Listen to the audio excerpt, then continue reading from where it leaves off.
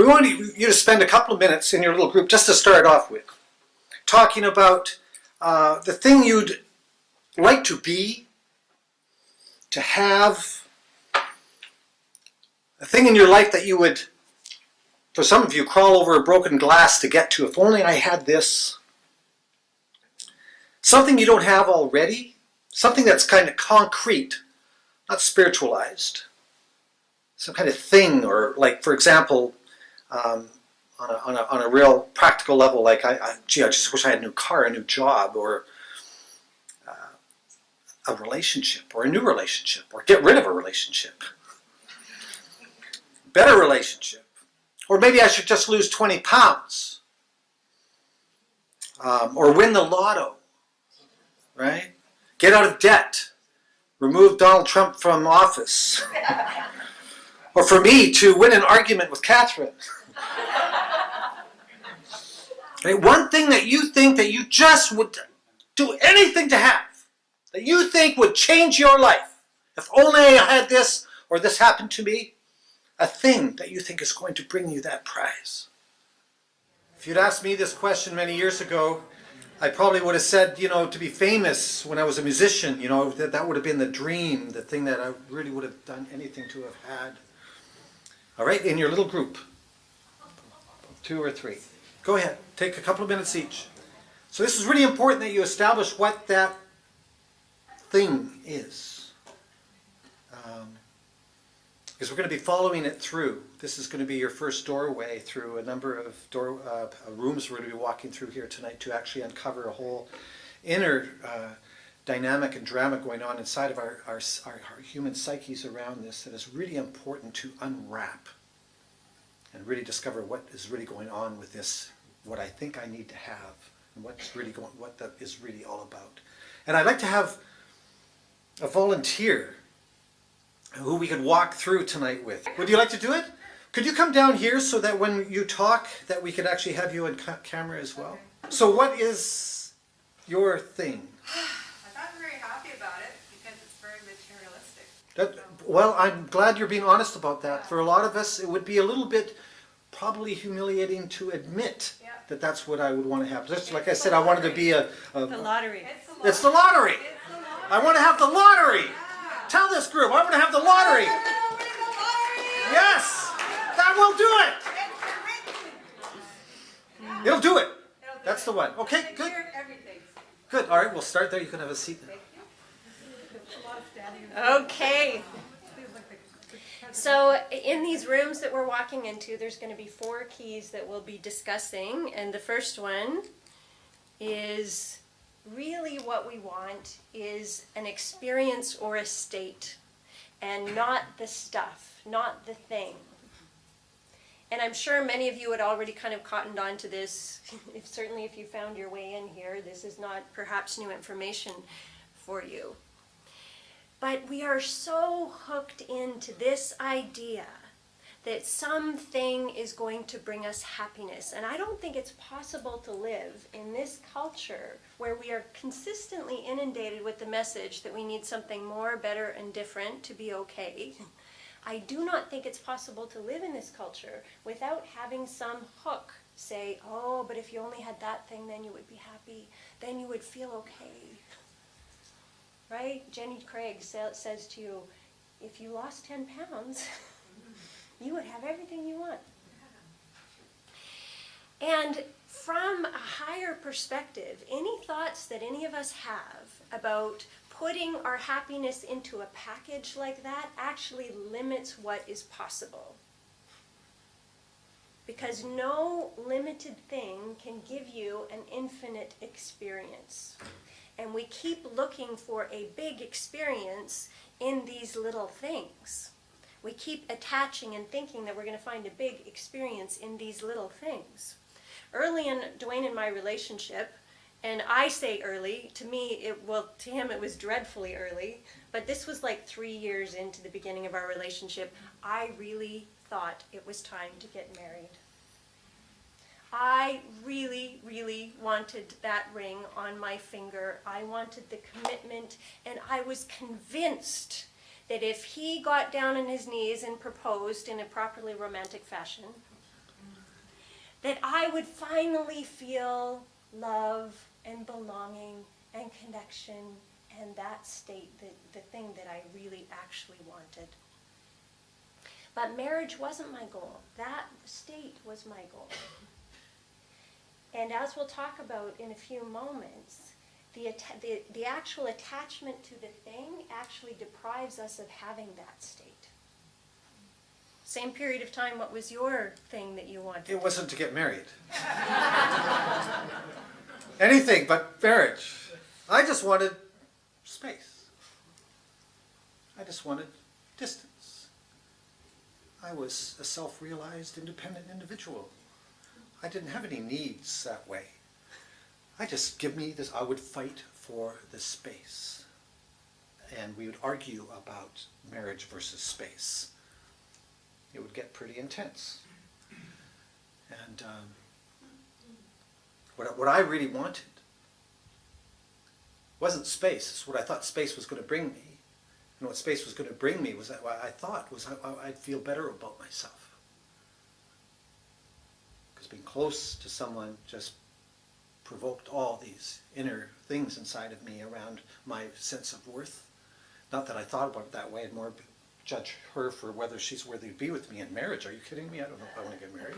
I'd focus on her instead of that. But what I really thought, the prize of just having space, I could be creative, I could write music, I could travel, I could just be alone. And I would feel freedom. I really thought I would have freedom, true freedom, and I would feel good about myself. That's what I wanted. And certainly my relationship with Duane turned around 180 degrees when I realized and started walking towards that state of connection, of love and belonging, instead of being convinced that it had to come in the package of marriage. I mean, ironically, then I got the package too. And that's not actually an uncommon thing to happen once you let go of your attachment to this particular thing that you really think you need. And the key is to become responsible yourself for cultivating that state. To become responsible yourself instead of expecting the world to just bring it to you in this particular shiny, bright package. And we have the opportunity to use whatever life brings us as a means of walking towards that state, as a means of actually having it. Experiences aren't dependent on outside circumstances, right? They are dependent on how you choose to move and walk through whatever it is that you're having to move and walk through.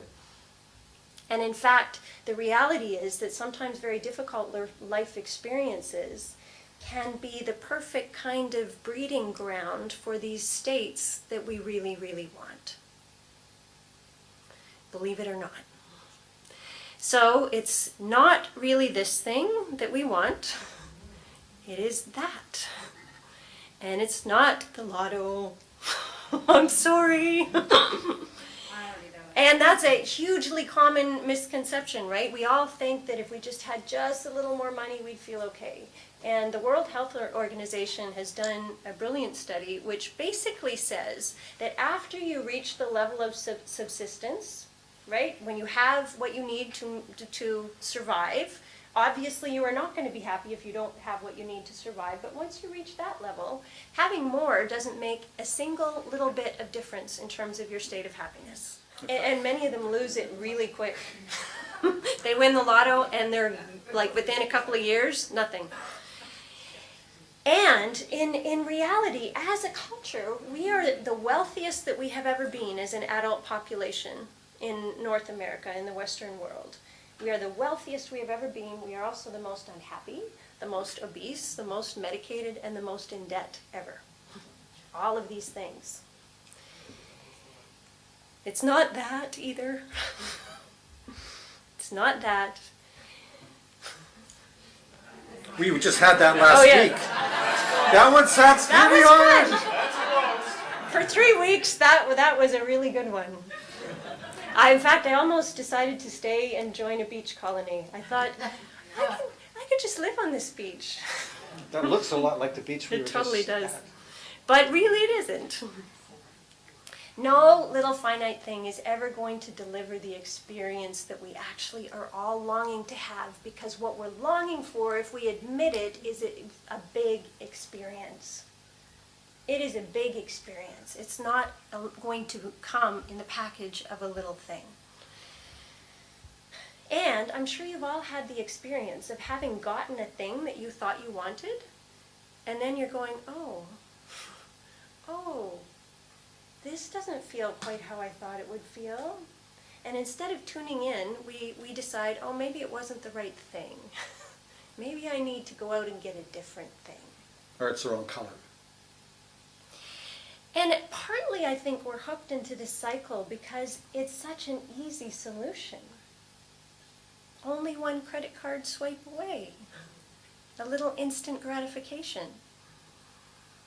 It's another thing entirely when you decide, okay, what I want is bigger than the concrete things of this world, and it requires a certain amount of discipline and making that goal non-negotiable to actually be able to realize that state that we are all longing for. So the next logical thing to do is to identify what that goal state is. So if I did get that thing that I need, the experience I would want it to bring to me would be what? Well, freedom was the first thing that came up in my mind. Mm-hmm. That it would give you a sense of freedom. Sense of freedom, I can go on. Go ahead. It would also make me feel good about myself. Make me feel good about myself. You're the same ones as me so far. Yeah. What's that? Those are my two big ones so far. I Good. understand. Yeah. And then the other one was just peace. Peace, Yeah. freedom, and I'd feel good about myself. Yeah. Right. Peace. And peace. Freedom. Yeah. Yeah. Those three. Right. That's the promise of that package. Yes. Then I would have that. Yes. Right? So, the next stage in this is for you, again, to talk to the ones beside you. And you're going to take 3 minutes each. 3 minutes? No, in total. 2 minutes each. I'm sorry, I looked at the wrong numbers. 2 minutes each, just to talk about what is the promise of that thing that you think it's going to deliver you. The real goal. The real goal. So there's the promise of the package, and then what the real goal underneath it is what?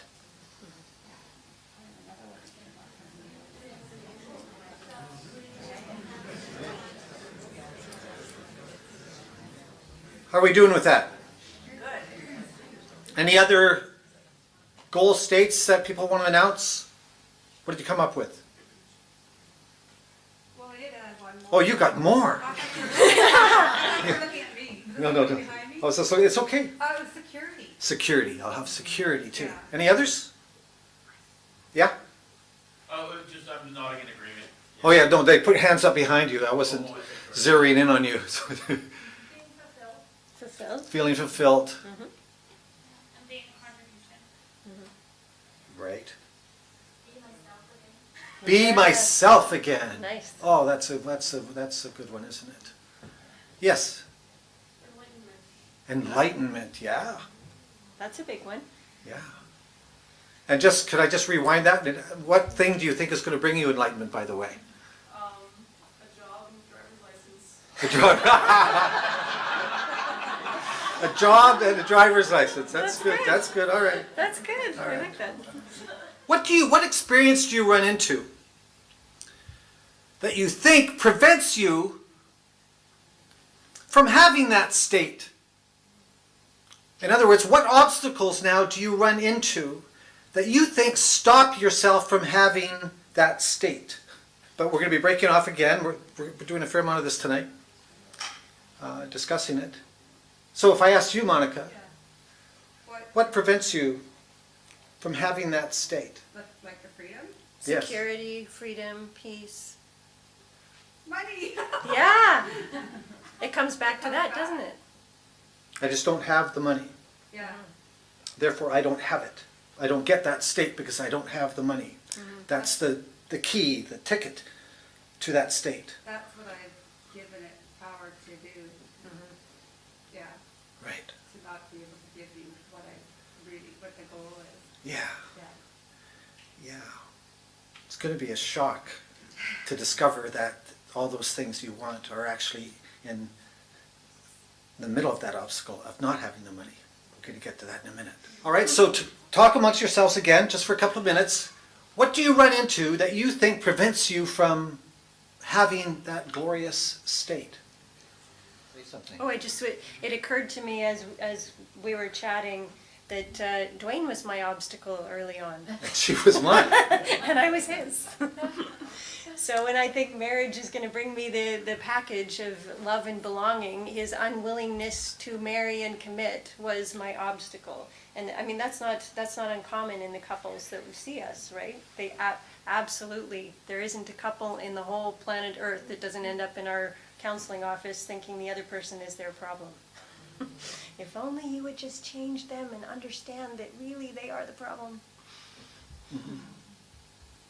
So you think that is your goal. Peace and love and freedom and happiness and enlightenment and all these wonderful things. I'm here to tell you that it's not. Because your current outcome is actually an old goal. Underneath all of this stuff that's going on, you are committed to the state that you're currently in. It requires your attention 24/7, 7 days a week, to actually arrive at the place you are. The state. I'm not talking about the things. I'm talking about the state you're in. Because there's a wonderful quote in the Course in Miracles that says, if love is all you want, love is all you will see. Right? Truly, if love is all you want, love is all you will see. If you're seeing something else, you must humbly admit, love is not all you want. You want what you have.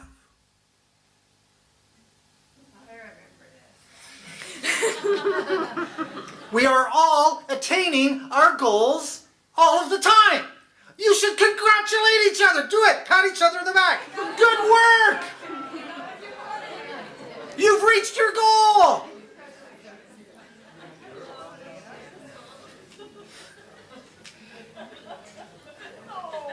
We're 100% committed. This is the home that we think we are unconsciously worthy of. And we get very creative in maintaining that state that we're currently complaining about. Very creative and committed. It's not a question of whether you can attain your goals. You've got to ask yourself, what is actually your goal? And it is what you have. I'm not talking about what you got in terms of things and objects and money and cars and marriages and all those sort of things. The state that you're in is your goal. It's a huge step to take when you can humbly admit that you are the one keeping that alive. I'm going to give you an example of, I don't know, a couple of years ago. It was about this time of year, and spring was just about to come, and we live in North Vancouver near Capilano River.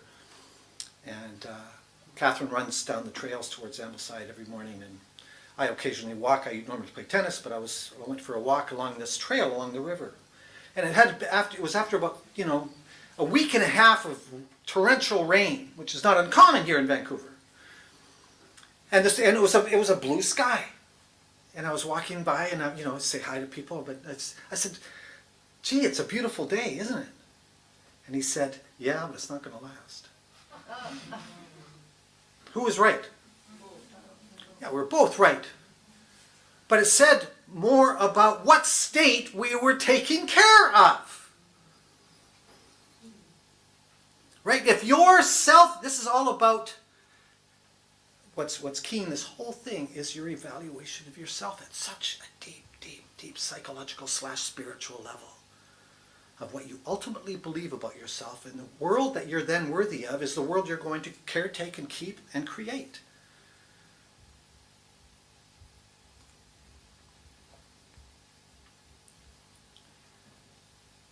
So what you currently have is a summary of your real evaluation, good or bad. That day when I'm walking down by the river, I was actually feeling good about myself. I was seeing what I needed to reinforce my evaluation of myself, that there's hope. The skies are clear. There's hope. I see it. I've gathered evidence. I will now prove that. And who knows what was going on for this geezer that I ran into. He's just being cynical and finding things to be cynical about.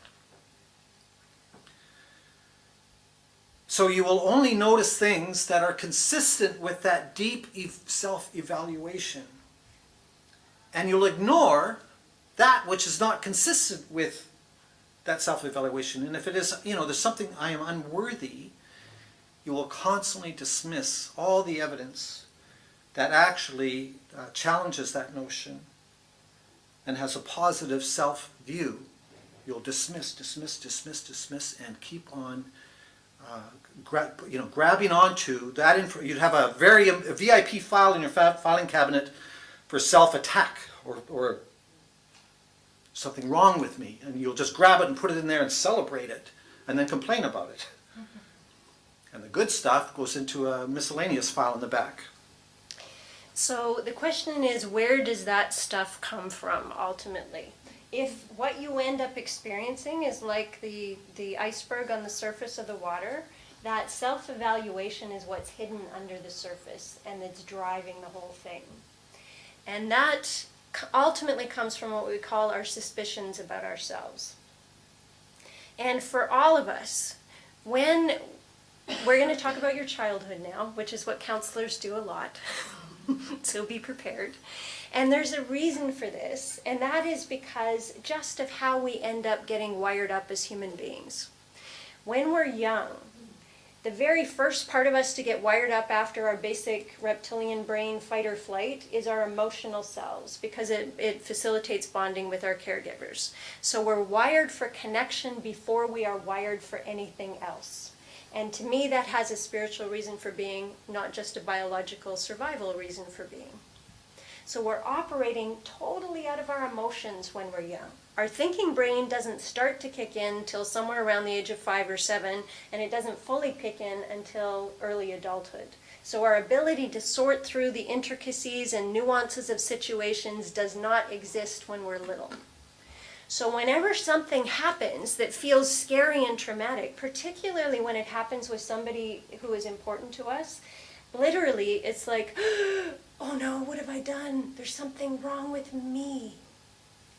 We don't have the ability to understand the big context around the situation, and so we make it mean something about ourselves. We take on beliefs that I'm not good enough, or I'm unlovable, or I'm flawed, or unworthy. And I'm talking about these like they're thoughts, but they're not. They're feelings. They live in an emotional realm inside of us. And I'll give you a couple of examples from my own life. When I was young, I was one of those little girls on the schoolyard that would just kind of find my way into the other little circle, and then something would happen and I'd be booted out again. And I never really understood how come I was all of a sudden rejected. This is why that state of connection and belonging is so important to me. It was incredibly elusive to me as a child. I never felt like I fit in or belonged. And I had at that time period one friend that I would call my best friend. So one night I was over at her place for a sleepover. I would have been somewhere around the age of 8, and her older sister, who shared a room with her, was off on a sleepover. So I was on the top bunk and she was on the bottom bunk, and I woke up in the middle of the night to find one of the older brothers, she had 2 older brothers, standing over the bed. I just woke up and there he was. And when we're frightened, our instinctive response is fight, flee, or freeze. When we're children, it's more likely to be freeze. And that's what I did. I just lay there really still. I froze. I pretended I was asleep. And he proceeded to sexually molest me. And he walked out of the door, and very briefly I kind of got a glimpse of him as he left the room. And the next day, I told my friend what had happened. And she said, "Oh no, don't tell your parents, my brother's going to get into so much trouble." And then she started asking me questions about which brother it was. And I didn't get a good look at him because he was just a shadow as far as I was concerned. And eventually she hit upon the question, well, was he big or was he little? One of her brothers at that time would have been around 13, 14, and the other one would have been around 16, 17. I said he was big because to me he was big. I then find out she has gone to her parents, told them what happened, and the oldest brother is kicked out of the home. Huge fight ensues. He denies it, and they kick him out. He's gone. The next time I was over at her house, I saw the younger brother come into the room, and he was wearing the same shirt that I had very briefly glimpsed as he left the room. And I can remember viscerally that horror of, oh no, what have I done? I am a horrible, horrible person. I am dangerous. I don't belong. I am flawed. I am shameful. I am not okay. And it's like we take these suspicions about ourselves and we put them in the basement of our psyche. And out of those suspicions, we decide, okay, who I really am isn't good enough. Now what do I have to become to be loved and accepted and approved of in this world? What do I need to do? What do I need to have? What do I need to get? And at this time in my life, I was a little girl and I latched on to fairy tales. Who I am is not good enough, but someday my prince will come. And that's why all of these things have such powerful hooks. They literally hook right into the place you are most vulnerable, and they say, yes, you're right, you are not enough as you are, but if you have this thing, maybe finally you will feel enough. And we set about becoming what we think we need to be in order to get that thing. I decided mistakes are horrible and bad and dangerous, so I just won't make them. I just won't make them. I'll be perfect. That's what I'll do. And win all the arguments. And win all the arguments. And so we set about going out into the world to get these things that we think we need to make up for what we fear we are, and we have all these tools in our toolkit, all these ways of hiding and pretending and defending what we fear we are, and we don't realize the very defenses that we use, the very tools that we use, are the things that bring us the experience we do not want to have. Because if you follow this, I need this so I can have this goal state. And if we added one more, would be so I don't have to have this feeling underneath that I'm living with all the time, right? And that suspicion of self she's talking about in the basement is running the show. It will eventually run the whole gamut. It decides what's going to get in and what's going to get out. My suspicion of self, you done? My suspicion of self is I just interrupted you. You did. I'm gonna just add a little tiny piece. Yes. So when I put Duane is the what are you? I don't know. He is the third soulmate that I latched onto, thinking, oh, you're the one, you're the one, you're the one. And he was third in line. When I met him, I was married. And my marriage had been on the downward spiral, and I could not talk to him about certain experiences that were very important to me. It's a lengthy story. I won't go into all the details here. But I look at this guy, and he is on a stage like this talking about relationships, and I'm thinking, oh, there's the one. He's talking about feelings. He's talking about relationships. Ding, ding, ding, ding, ding. Maybe. Here would be the honest conversation if I'd gone up to him. My life right now is in the toilet and I'm desperate. I'm desperate. And I have this feeling that if I could get you to love me, like there's something about you in particular. And if I could get you to love me, then maybe I'd finally feel okay about myself. What do you think? There's a few therapists in the crowd. No, instead I put my little Miss Perfect, shiny bright mask, and that is who I introduce myself to him as. And I continue to be Little Miss Perfect in those early years of our relationship, but it's not working. It's not working. Because who really wants to be with Little Miss Perfect? Who really wants to be with somebody who you can never win an argument with? It's not a lot of fun. Just about had it. It's not a lot of fun. And the reality is, even if Little Miss Perfect had worked and he had fallen to his knees and had this lovely romantic proposal, right, and said, yes, yes, you are the one, in the back of my head would be, oh, if you really knew me, you wouldn't be saying that. And the reality, therefore, is even when our strategies work, the good stuff doesn't get in. Because as we said, what we're really up to is proving our own self-evaluation. The reason that I picked those 3 particular people is because they were all walking the other way, including him. I decide I want love and belonging from the guy who's going, yeah, maybe. Maybe. We'll see how it all goes. I don't look for it in the places where it's available. I say, you. You are the one. And that's what we'll all get up to. We don't realize that's what we're doing, but that's what the game is under the surface. Okay, now I'm done. Wow. Just a little bit. Yeah. I'm not going to go into great detail like she did.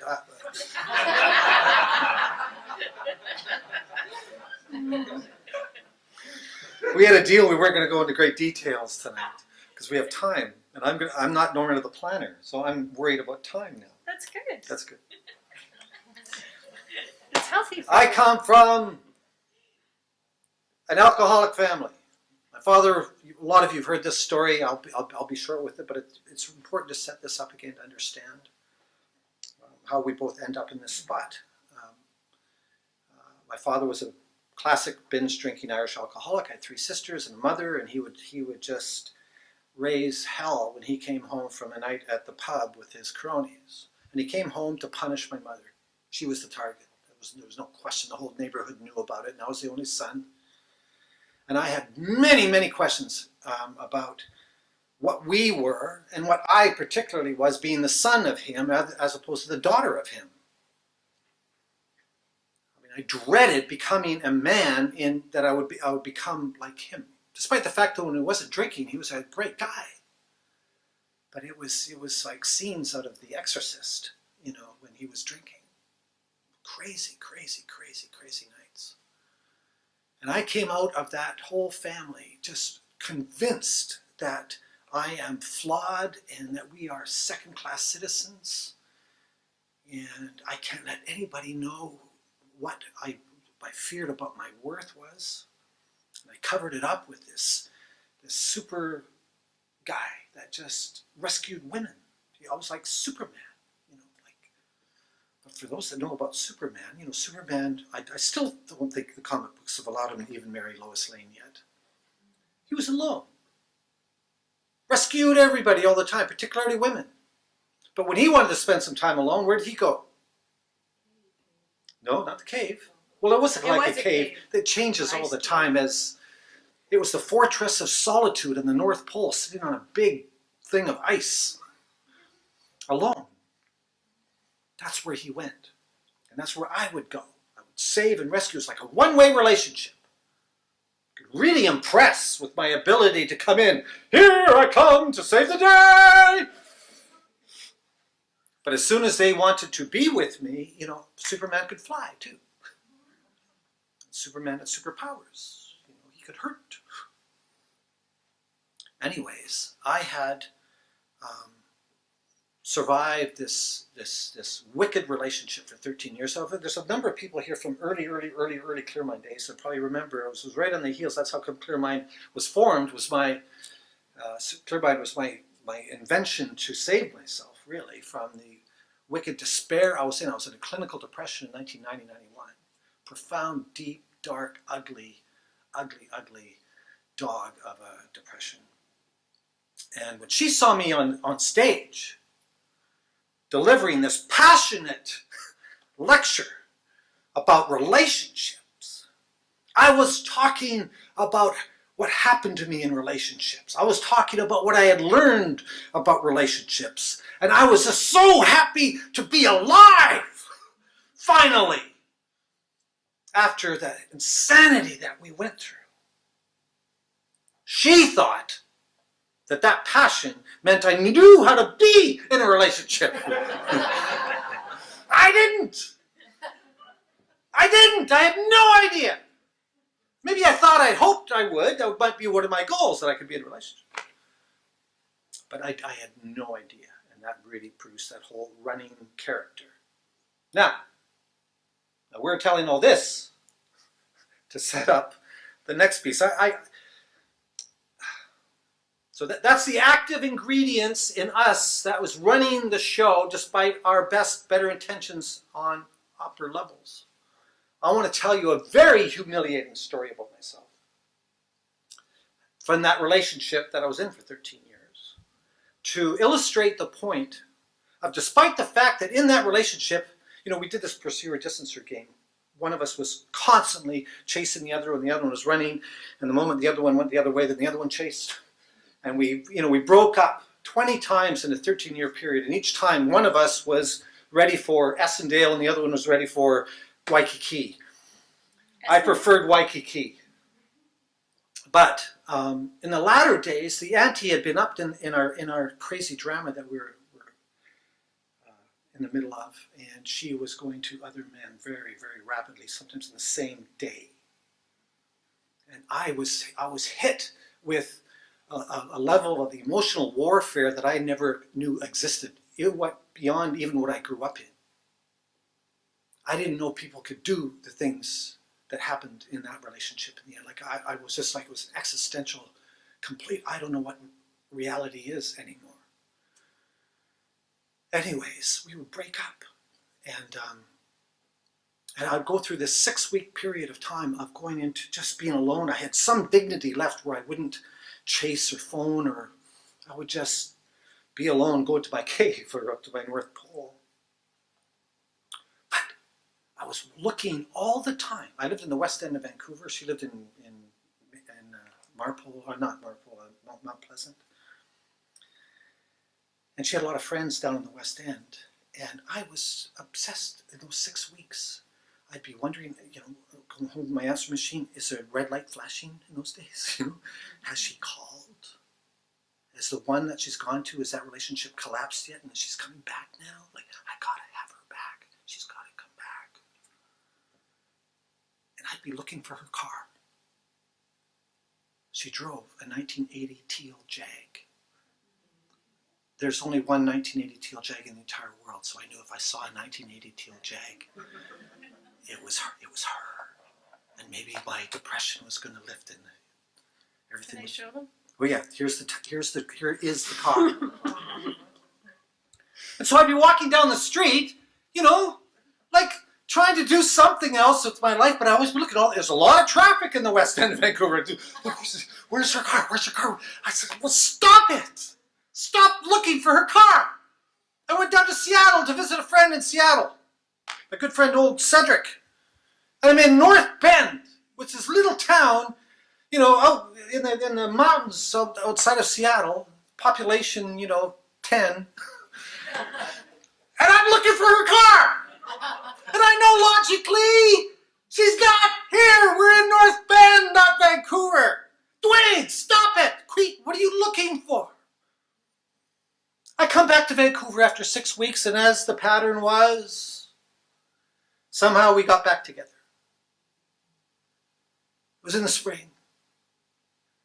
And she came over to my place in her 1980 teal Jag. And we went for a drive into Stanley Park in her 1980 teal Jag. And I remember driving over Lionsgate Bridge with her. I'm driving the car. And she's got her head on my shoulder, and it's that first day of getting back together. We lasted about a day usually.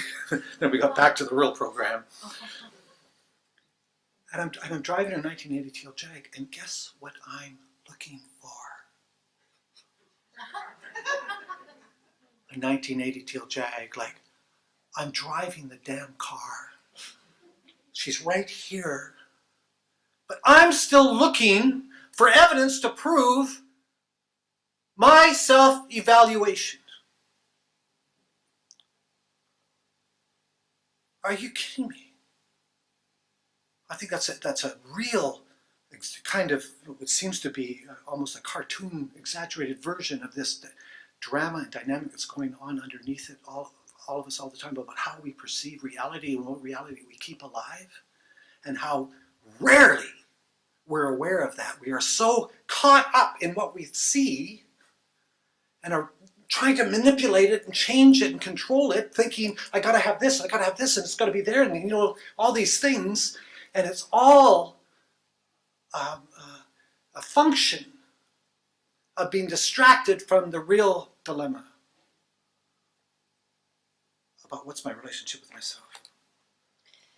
So ultimately, the key is to be able to source what is going on down there. What is my self-evaluation? Instead of just bouncing off of it in pursuit of what we think we need to make up for that. Because, and the key to this is we actually have to learn how to feel discomfort. We have to learn how to feel our own anxiety and our own pain without kicking into doing something that we think we need to do to fix it so quick. And for some of us, it happens like that. You're not even aware of it. Oh, I feel anxious. I've got ice cream. Right? It's that quick. We don't even let ourselves take a moment to say, what is going on here? To actually feel it. One of the things that I would do early on in our relationship to fix is I would what we call overfunction, which means that I take far more responsibility than is actually mine to make the relationship work. If every relationship adds up to 100%, the healthy line is for you to do 100% of your 50%. 50. Not 90. 50. I was a 95 girl, generally. So the minute I would feel like the relationship was in trouble, oh, what do I have to do to fix it? What do I have to do? And we don't realize that it's our very strategies that end up causing the problem. Overfunctioners complain over and over again about not being considered. Why does nobody consider me? How does that happen? I give and I give and I give and I give everywhere. Well, they don't consider you because you have trained them all not to. That's why. Every time you do 95%, you're saying to everyone, don't worry about it, I've got it covered. And so we have to be still long enough to let ourselves feel our own anxiety and say, okay, what is happening inside of me? What am I afraid of? What am I believing about myself? It took me a long time to do that in this relationship. One day, the pattern was that Duane, I would do all my performing, perfecting trip. Then I'd get a little annoyed and upset and I would get passive aggressive. So then I would start poking and withdrawing. Duane is not a subtle man, so his response to my passive aggression was to be very direct. He would say, you know, Catherine, I don't think this is working out. Right in my not good enough. And so away I would go, scrambling to perform and fix it all again. And one day after he said that, finally I stopped and I let myself feel my own anxiety. Okay, what am I so bloody frightened of? What would it actually mean if what he is telling me is true and this relationship is not working for him? What would that mean? Would it really mean that I'm an unworthy human being, completely unlovable and flawed and ought to be ashamed of myself? Is that really true? No, that's actually what I've been trying to prove. That is my old goal that I have been trying to prove with all my crazy behavior. Overfunctioners are constantly telling themselves who I am as I am is not enough, therefore I must do more. I must do more. So what if instead I commit to my state, I commit to believing that who I am as I am is enough, and to pursue love and connection and belonging, period, regardless of what package it comes in. Like, that's our job, to be able to source that, and then ultimately to bring it to someone. to connect, to let ourselves be vulnerable where we actually are vulnerable.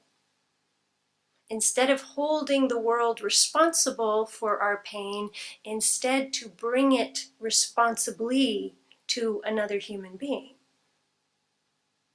When somebody is vulnerable with you legitimately, meaning not crying because they think you've done it to them, but legitimately saying, this is what I'm fearing about myself right now. How do you feel when someone's legitimately vulnerable with you? Compassion? Tender? Connection? Vulnerability invites connection. And the feeling of connection is the correction for all that stuff that we made up about ourselves way back there.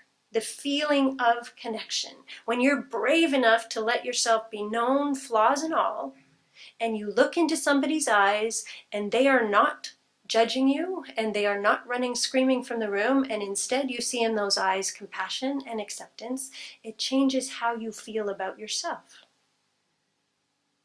And that, every single one of those suspicions that we hold about ourselves was made up in an important relationship. None of it happened when you were all by yourself. It all happened in connection with another human being. And these things have to be corrected as well in connection with another human being.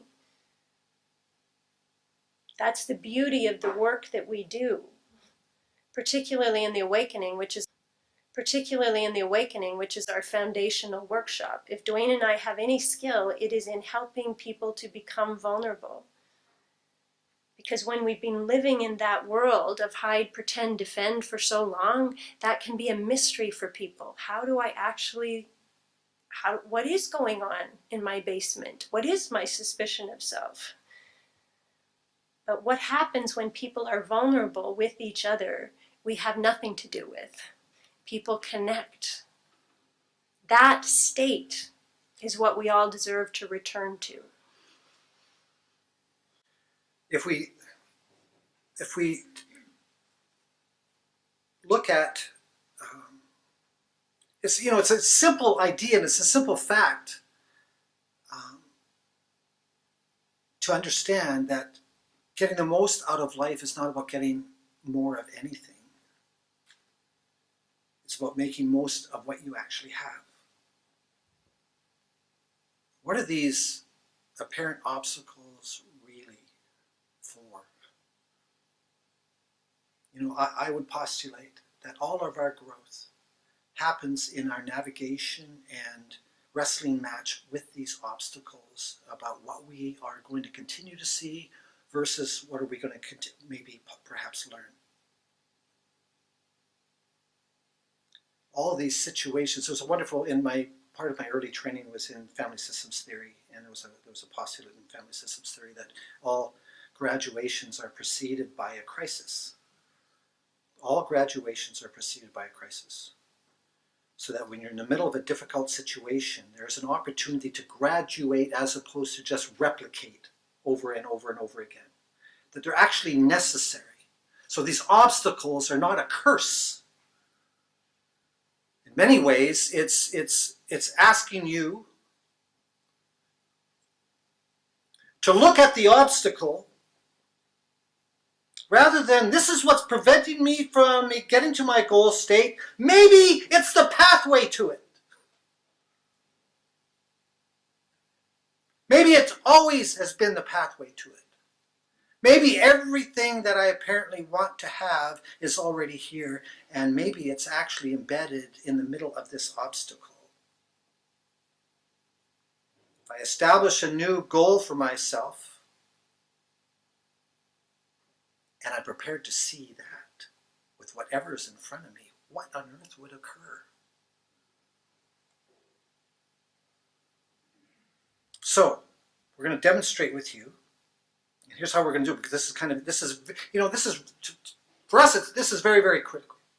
To wake up enough to be that ultra aware of your own system such that you can expose it rather than just kind of cover it and protect it and be cute or clever. But here's what we'd like you to do. You have two hands, the left hand and the right hand. And the left hand is going to be it speaking to the obstacle, meaning from the old goal of what you think it means. God damn it! You know, this is what you think it means. It means I can't have it, and I need it, and why am I not winning the lotto, and life is this, and it's preserving a belief system, right? So the left hand, when you put up your left hand, it's going to speak to the obstacle in its upset or its frustration or its need about what it's going to prove about. Yeah, so what you fear, it proves about you. That's the underlying confession. What does it prove about you that this is happening? And then, from the right hand, speaking to it from your goal of your self-evaluation is of I am worthy, I'm okay. The ones you use. I have peace, I have freedom, security, and I care about myself. From that perspective, how would it view the obstacle? What would it see in it? Okay? So stand up so they can see you and you can face them. So the left hand first. The old goal. Looking at, I haven't won the lotto. And it's speaking To the obstacle. I haven't won the lotto. yeah, like, what's wrong? It's my turn. I bought my ticket. I know I can't win without a ticket. What's wrong? I've been playing. I had the numbers on that lucky Chinese fortune cookie that I opened at my mother's deathbed. It's a message from God. I have been playing. What's going on The here? planets had lined up. Yeah, like it's my turn. Like where is it already? And what does it prove And about you that you're not getting it? What does it mean about you and about life? And so what? Does it mean like I'm not worthy of winning? And This proves this proves that I'm not worthy. This being without this money is not going to make me attractive to any man. right. And I'm I'm gonna lose. going to lose. Like who wants somebody who's in debt and doesn't have a cent to her name?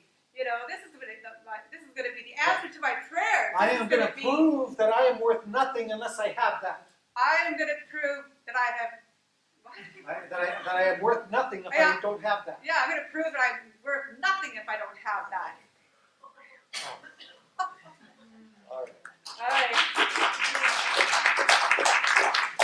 Right hand. Remember what that goal states. Say those things that you said. This is what I want. Yeah. That to bring me. Yeah. Say it again. Security, freedom, and that I'm okay with Peace. myself. Yeah, peace. From that knowledge you have that from I am peace. I am okay. Yeah. I am secure. Yeah. I am worthy. I have value. Yeah. Viewing, I didn't win the lotto. Yeah. So even though I didn't win the lottery, I do have value, and I do matter, and that I am worthy of love and being loved, and that I have enough. Right. So what would see through that obstacle of not winning the lottery? You see, I have love. I have security.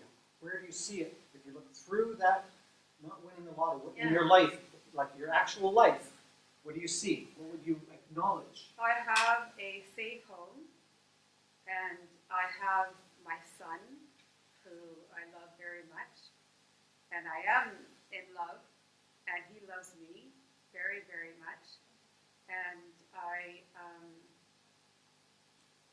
am worthy of having a relationship with a man, and Whether I have one or not. whether I have one or not, Right. I'm still worthy. Yes, Yes. that's right. Yes. I don't need a man. I to don't prove need it. a man to prove that I'm worthy. I already am. Yes, I already am worthy.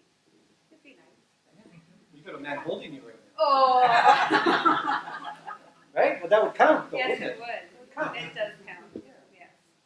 And if we look in terms of what that is for, like how that lack of having financial security right now can actually foster that in you, that peace, love. Like one of the things, could you do your left? Actually see that state as possibly being helpful, right? So if I met somebody and I don't have all of this financial stuff around me, and they say, hey, there's something about you, I would know for sure that it really is me. Yeah. It really is me that they're choosing. Yeah. And the people who are in my life aren't in my life choosing me. For you. Maybe this is, as you said, this is the birthplace of it, rather than the death of it. This is actually the birthplace of it. It's deep. This is where it happens. It's in the wrestling match. Change your self-evaluation, you will see all of that.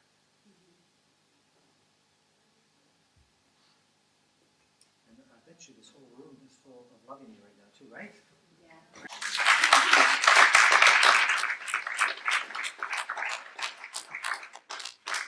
I remember when my early mentors, Richard Albert, who became Baba Ramdas. For anybody that's followed Baba Ramdas, he was a major, major influence on me in my early 20s. Anyways, he had a stroke about 10 years ago, a very serious stroke. And just to dovetail to this discussion, he now calls it, I was stroked. I was stroked. I mean, I was touched by God. Like that's something that opened me up, turning that profound obstacle. This enlightened individual, you know, he confessed actually during when I was having a stroke, he wasn't seeing the pearly gates open and enlightenment. He was scared. He said, I was scared out of my pants. There was nothing enlightening going on at the time, but he was stroked by his wrestling match with that whole thing of having to go in a swimming pool and have somebody exercise his limbs, walking through it for months on end. He opened up a whole new level of a universe for him. So we're now going to break off into our groups again, and you're going to do the right hand, left hand. All right, just a couple of minutes each. Just to start with your left hand about what you think the wrestling match with this obstacle that shows up in your life, the disappointment of it, whatever it is, what it proves about you, about life. You know, that all everything that Monica just did there, and then go to your right hand and now come from viewing the obstacle from the perspective of your real goal state that you actually have already mentioned to your group. Okay? A couple of minutes each. So, we all already have everything that we need to be able to have the experience we want. It's not the things outside of us that are preventing us from having the experience. External things are not the obstacles, it's the internal ones that are the obstacles. And doing what is easy, going for that instant gratification, going for that quick fix, over the long term makes life much harder. It's a hard thing to turn around and do the kind of self-examination that we're asking you to do in just a couple of minutes here tonight. It's a hard thing to dig into that basement and ask yourself, okay, what am I really feeling? What is really going on here? It's a hard thing to let yourself feel discomfort emotionally, to let yourself actually feel that pain.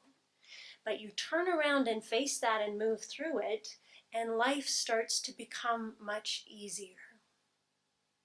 And that ultimately is why we do what we do. It's not because we have some weird sadistic need to see people cry.